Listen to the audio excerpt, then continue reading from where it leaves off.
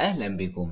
هتكلم معاكم النهارده عن حاجه من اقوى الحاجات اللي بتستخدم لتاخير القصف. حاجه عباره عن بخاخ او سبراي. يعني لو حضرتك بتخاف من البرشام او بيعمل لك مشاكل في المعده او ما بتحبش الكريمات او الدهانات بصفه عامه، يبقى ده انسب حاجه ليك وافضل حاجه ليك هقول لك عليه. لكن انزل الاول دوس على زر الاعجاب واشترك في القناه علشان نوصل لاكبر عدد من المشتركين في وقت قريب، وانزل في التعليقات تحت صلي على النبي عليه الصلاه والسلام، وادعي لاهلنا في غزه ان ربنا ينصرهم ويثبت اقدامهم. يلا بينا نبدا الفيديو.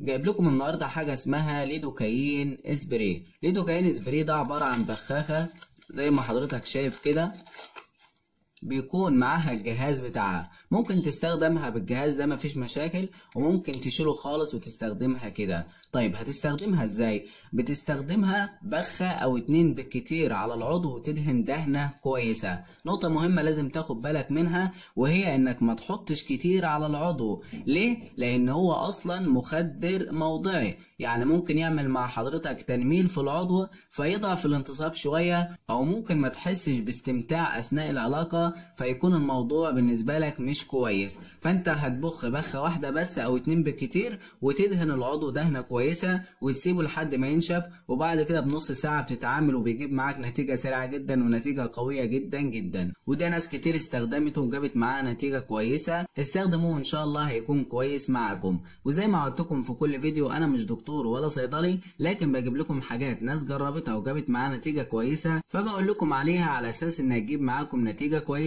لكن ما تستخدموش اي حاجة غير لما ترجعوا للدكتور او الصيدلي، لان هم اكتر اتنين هيقولوا لك الحاجة دي تنفع معاك ولا لا. ونتقابل ان شاء الله في فيديوهات تانية. سلام عليكم.